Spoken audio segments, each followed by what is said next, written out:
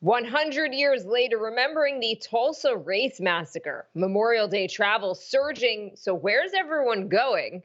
And Naomi Osaka steps down from the French Open because of mental health issues. Tuesday Need to Know. Let's go.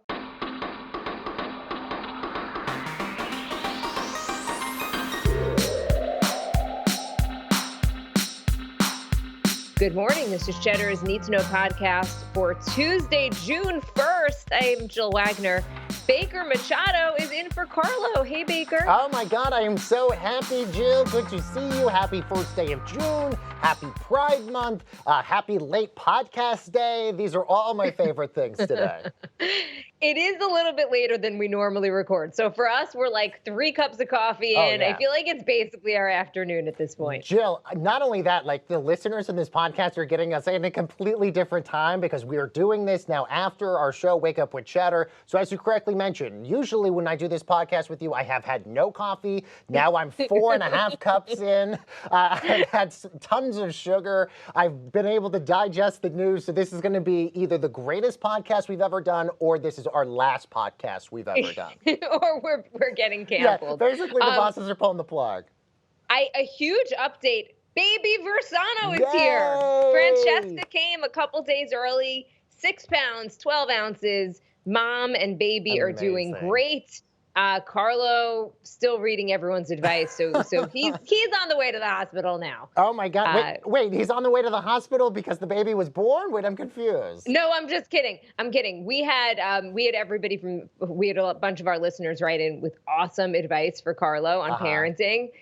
So I was just joking. But anyway, no. He's good. They're great. They're at the hospital. They're in recovery mode.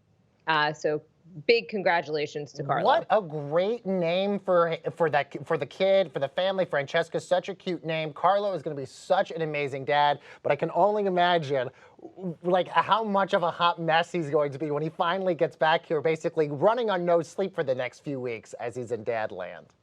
I can relate. We all can. Okay, Baker, let's get to some news. With COVID-19 cases in this country at their lowest level in more than a year, millions of Americans hit the roads and the skies this Memorial Day weekend. The TSA says about 2 million people passed through airport security checkpoints on Friday.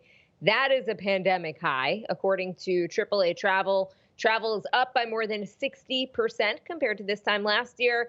Las Vegas and Orlando are 2 of the most popular destinations. Oh, I would love to be in Vegas right now. I have not been to the craps table in a very long time, Jill. Demand, by the way, for gasoline also incredibly high if you're not flying, by the way. We're seeing gas prices in some states at their highest Memorial Day level since we've seen in 2014.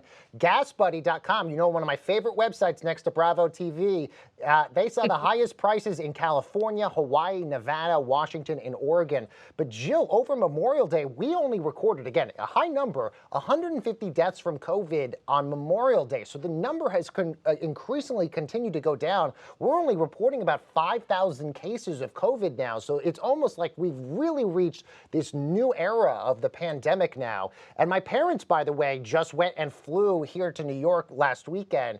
And my mom was telling me that the airports were crazy. They were like insane with the amount of people that were at the airports. She says she has not seen the airports as busy as they have in a long time. And that's important because I'm leaving tomorrow to fly for the first time in 17 months. And I'm so anxious, Jill, because I don't even remember what it's like to go to an airport, to wait in the checkout line, to wait and like put my baggage in the overhead bin. I don't even know what that's like. Well, I find airport travel, pre-pandemic anyway, I found it to be just so incredibly stressful from start to finish. So the fact that it's worse, yes, no thanks. The fact that it is worse, also in the fact that my mom was saying that you have people fighting with airline staff about mask policies and mask mandates and stuff like that. Certain airlines, they're not even allowing you to have drinks on the flight, which of course is very important for me, Jill, because that helps me get through the flight. So look, it's going to be a different flying experience. Obviously, all of them now have booked that middle seat now. Delta, I think, was the last airline that had refused to book that middle seat. So we're in this new normal now, Jill. All right, Baker, on to some other news. President Biden will be traveling to Tulsa, Oklahoma today to mark the 100th anniversary of the Tulsa Race Massacre. That is when a white supremacist mob raided and burned the affluent black neighborhood of Greenwood. leaving hundreds of people dead. The area is known as Black Wall Street. It was a thriving cultural and economic hub. And to this day, no one's been prosecuted in connection with that massacre. It's incredible, Baker, that at least for me, for most Americans, this is not something that we were No. ever taught about in school or really knew much about. You're absolutely right, Jill. Same with me as well. And I think it makes it all the more egregious based on the history of this that a lot of people don't know this story. And as you mentioned, it's even more remarkable that President Biden, the first president to fully commemorate this horrible incident that happened in our history. The New York Times, about a week or so ago, had this incredible visual recreation of the events that transpired on that horrific day 100 years ago. But you're right, Jill. This is not something that was discussed in schools. And since Juneteenth, is just a few weeks away, Jill, I hope we are better as a society and as a country remembering the history of what it is like to be Black in America, Jill, because I feel like those are important stories that we should never be able to forget. There are a few people who are still alive who actually survived that massacre, including this woman, Viola Fletcher. She's actually 107 years old. She spoke to NBC. One of her quotes, I think, says it all. She says, quote, "We lost everything that day, our homes, our newspaper, the Tulsa Star, our theaters, our lives. Greenwood represented all the best of what was possible for Black people in America." Yeah, Jill. And by the way, that area to this day, much more shrunken down. And I think it's majorly owned by white owners now. So obviously an incredibly sad day, but amazing that she is 107 and has still such an amazing remembrance of what happened on that day. Let's talk a little bit of politics here. Democrats in Texas staged a dramatic walkout of the state house over the weekend to block passage of a restrictive new voting bill that would limit early voting hours and also make it easier for a judge to overturn an election if there are allegations of fraud. State Republicans saying the bill will preserve the, quote, purity of the ballot box. The governor is promising to pass that bill via special session. But the House Democratic caucus, it's just kind of wild what went on. They sent a text message to members writing, "Members, take your key and leave the chamber discreetly." I wrote the Need2Know newsletter this morning, and I was thinking, we write jokes and comments in it. Right. It may be too old. You may be too young for this reference, but I just kept thinking of Donna Martin graduates from 90210. Jill, I'm not too young for 90210. I love me some 90210. More of a Melrose Place person, though, by the way, but still love me some 90210. Democrats nationally, Jill, believe that this is good politics for them, especially given how really bananas that Arizona audit has been going so far. But this could be short-lived. As you correctly mentioned, the governor in Texas, Greg Abbott, going to call for a special session to get this passed because he really wants to get this done. So what other sort of parliamentary procedures Democrats can really use here to stall this bill? That's not yet to be seen, but obviously we'll keep an eye on that. But this is interesting, Jill, given the shifting demographics of three very important states, Georgia, Texas, and Arizona here.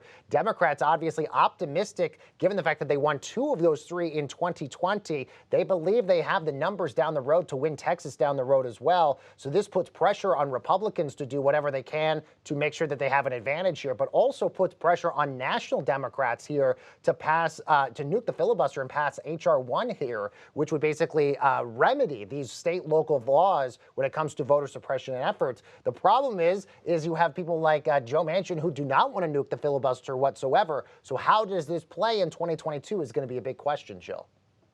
Overseas now, Baker, after 12 years as prime minister, Benjamin Netanyahu's days could be numbered. In an unlikely political alliance, Naftali Bennett, which is Netanyahu's former lieutenant, and an opposition leader, Yair Lapid, working to form a new government. Lapid, the head of the centrist party, is also a former TV news anchor and finance minister.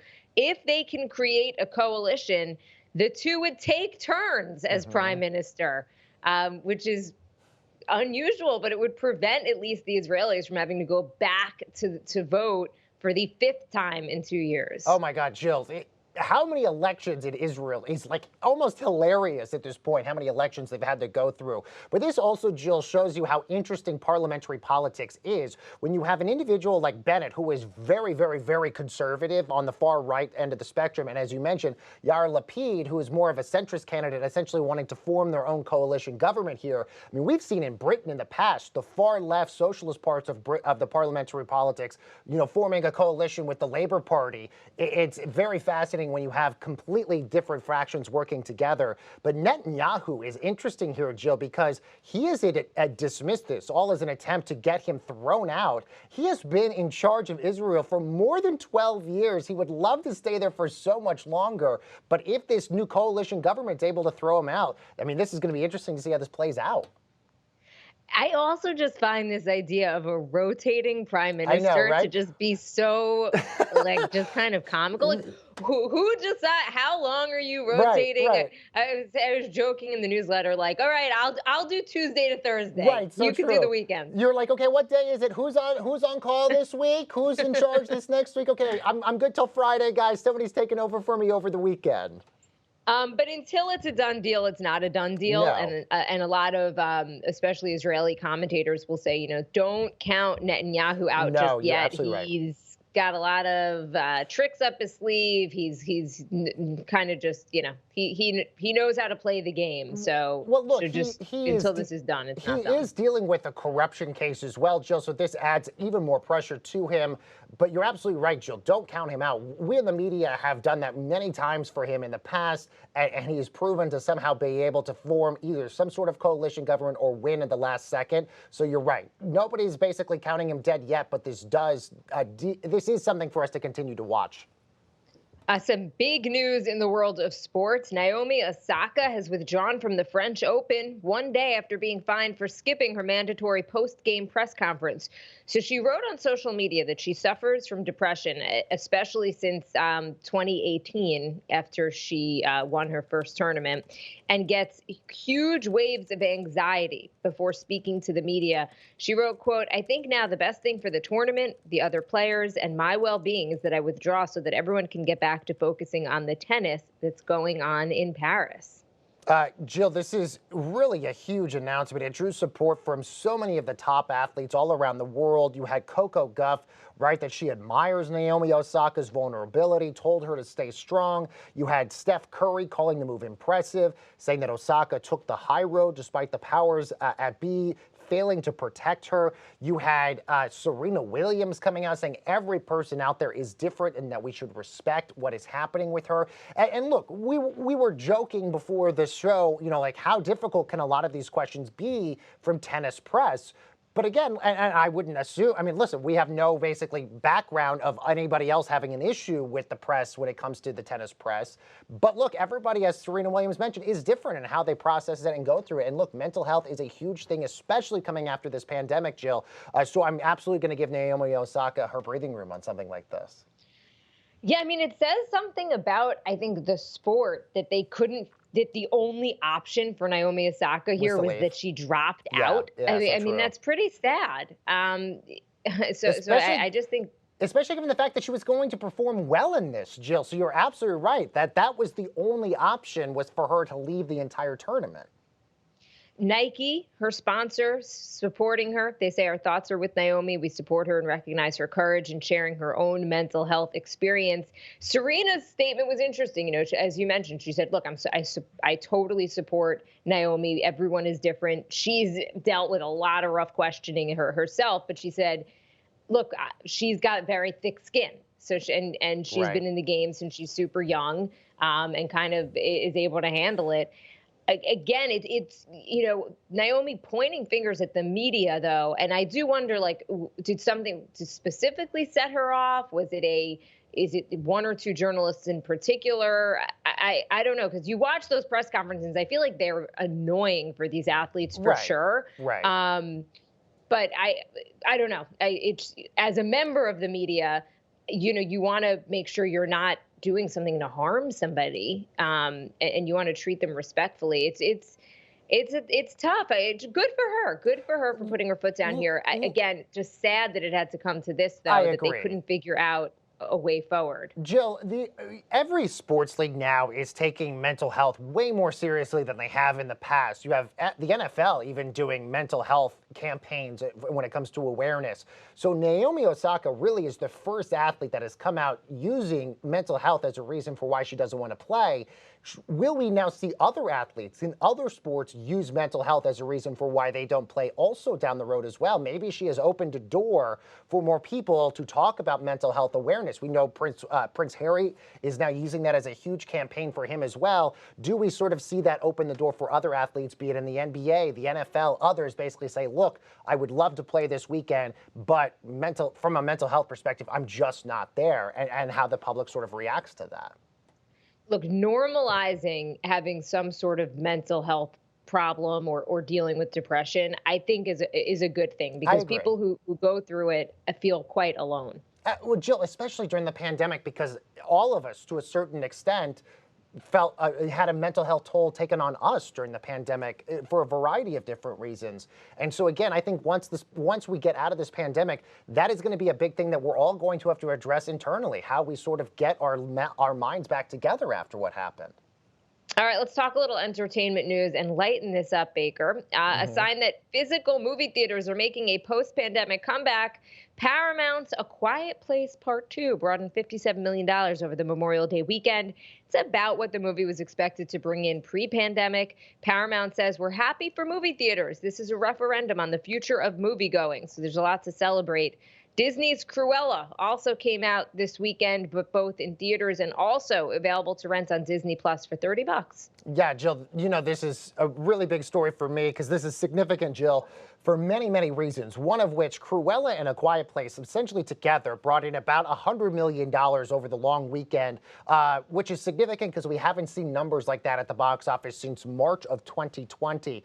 Also, according to ComScore, only about 70% of theaters are open right now in North America. So the fact that you're getting this number, these kinds of box office numbers, but yet 30% of theaters are still closed, also shows you that there's a huge hunger out there for people to return back to movie theaters. What I'm also intrigued about is this, we saw HBO Max and even Disney Plus with Cruella here put their movies on the streaming service in addition to being in theaters. Paramount is doing something completely different. They changed the theatrical window from the typical 90 days that a movie would have in a theater before it would go on a streaming service. They cut that down to 45 days. So now essentially A Quiet Place 2 is going to be in theaters for 45 days before it then goes on Paramount Plus. Does that change anything? Will more people want to wait and see it on a streaming service, or will they want to see it in the theaters knowing that it's going to be a while before it's on a streaming service? Because I have to tell you, Jill, there were times, even though if I had the opportunity to go to a theater, there were times I was like, yeah, it's on HBO Max. I'd rather watch it on the streamer rather than go to a movie theater. So this is going to be interesting just to see how viewing habits change during after this pandemic is over.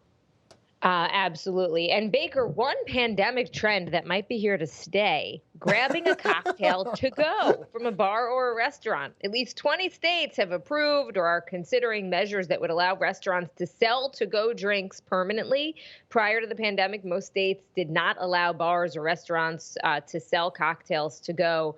But as we know, during the pandemic, this became a really important source of revenue. Absolutely, Jill. This is why they were even having deliveries of your liquor when you were buying stuff and you were ordering dinner. We do have to keep in mind, Jill, liquor sales are incredibly important for restaurants because they basically maybe break even or lose money on the food. So this is why they overcharge you on beverages left and right, so that way they can make up a lot of that lost money there.